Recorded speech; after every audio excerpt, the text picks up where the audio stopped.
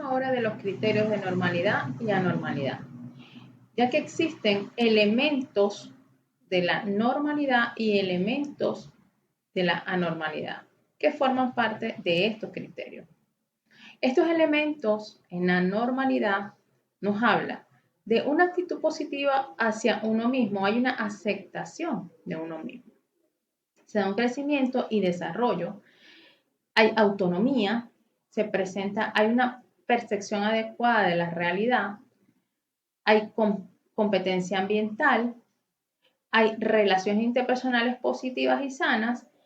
Ahora, los elementos que se dan en la anormalidad nos habla del sufrimiento, hay desadaptación, hay irracionalidad, hay pérdida de control, se da la excentricidad y hay una violación de las normas morales.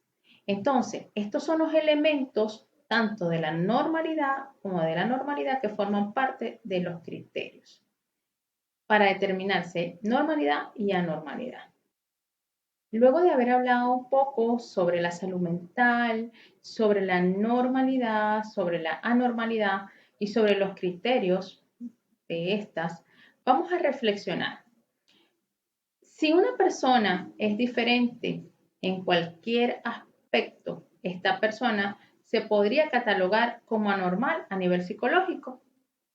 Pues bien, el hecho de que una persona sea diferente no implica que sea normal, dado que para catalogar la anormalidad se deben analizar una serie de factores que van desde lo macro a lo micro.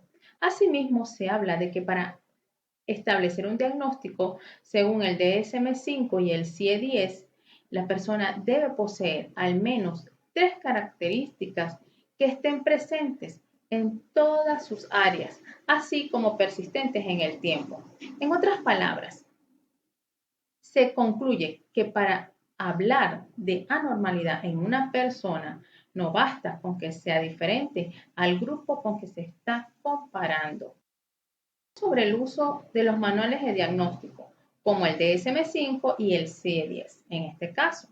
El DSM-5 es un manual de diagnóstico creado por la Asociación Americana de Psiquiatría de Estados Unidos, mayormente utilizado por psicólogos y psiquiatras para realizar diagnósticos en la dimensión de la salud mental. Ahora, el CIE-10 fue creado por la Organización Mundial de la Salud para ser utilizado específicamente por el gremio médico y se enfoca más en todo lo relacionado a patologías médicas. La importancia de la clasificación de las enfermedades. La clasificación de los trastornos están dadas bajo una clasificación categórica, no excluyente, basada en criterios de rasgos definitivos, dado que existen pruebas de que los síntomas y el curso de un gran número de trastornos están influenciados por factores étnicos y factores culturales. Ahora, ¿qué profesionales pueden utilizar estos manuales? Hablando, por ejemplo, del CIE-10. Este es utilizado principalmente por los médicos. En este caso, como los psiquiatras son médicos, pues los psiquiatras también lo utilizan. El DSM, en este caso el DSM-5, del que estamos hablando, generalmente lo utilizan los psicólogos y los psiquiatras, ya que aporta información como criterios y diagnósticos, características propias y características propias de trastornos, la comorbilidad con otros trastornos y estadísticas. Un poco sobre los autores de estos manuales. Por ejemplo, en el caso del DSM, fue creado por la Asociación Estadounidense de Psiquiatría, APA, por sus siglas en inglés. En los Estados Unidos, funge como la principal autoridad en el diagnóstico psiquiátrico. Ahora bien, el CIE-10 fue publicado por la Organización Mundial de la Salud, la OMS. Ahora, señalemos las diferentes versiones. En el DSM, La última versión publicada del DSM fue el DSM-5 en el año 2014 y reemplazó al DSM-4-ER publicado en el 2000. Ahora, el CIE-10, la principal publicación fue realizada en 1992 y actualmente va por la 11ª publicación, el CIE 11, a partir de este año 2022. Ahora bien, el número de volúmenes. En el DSM, actualmente, desde el 2014, entró en vigencia la versión del DSM 5. En el CIE 10, la CIE 10 se desarrolló en 1992 y el 18 de junio del 2018 la Organización Mundial de la Salud publicó la nueva edición de un manual de enfermedades. Esta edición es el CIE 10-11, perdón, el CIE 11. Entró en vigencia este año en el 2022 para sustituir a la vigente publicación del CIE 10 que estaba desde el 1990. Las diferentes partes que constituyen el CIE y el DSM, ¿verdad? Vamos a hablar de los índices, de las formas de utilizarlo. Por ejemplo, vamos a hablar del CIE 11, que es la última versión del CIE. Por ejemplo, la estructura de capítulos de la CIE refleja aspectos importantes de las enfermedades.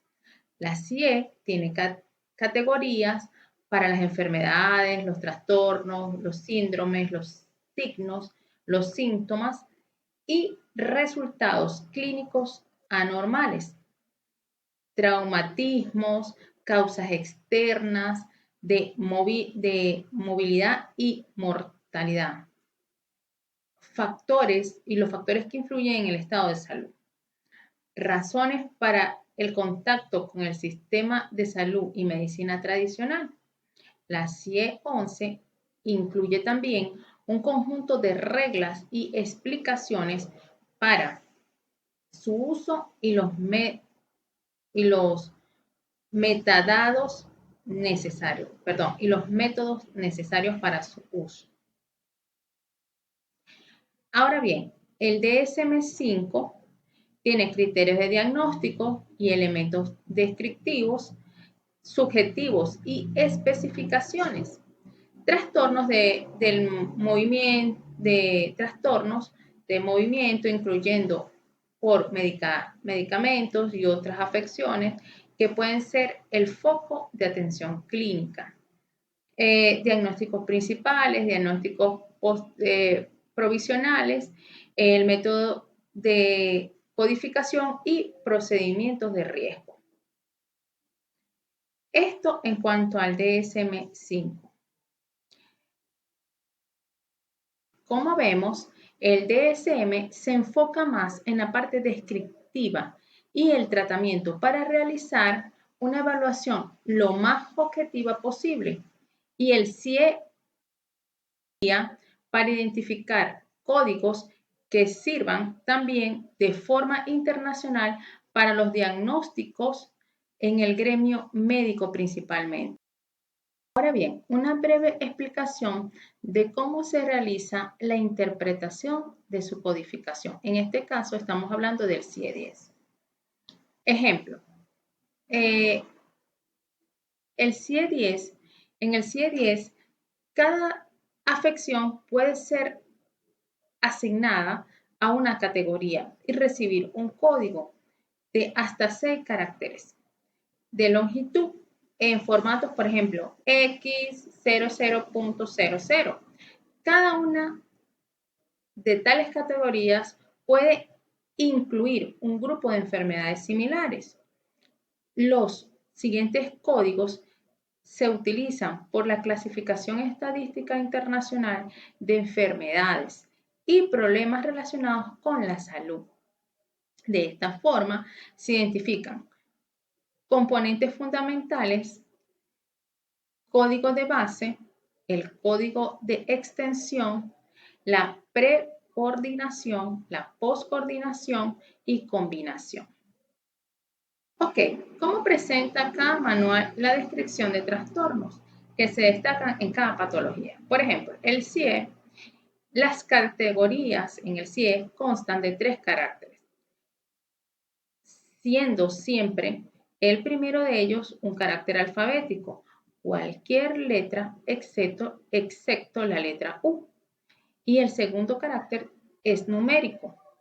De forma general, cada capítulo está identificado por este primer carácter alfabético, o sea, la letra, aunque hay algunas excepciones.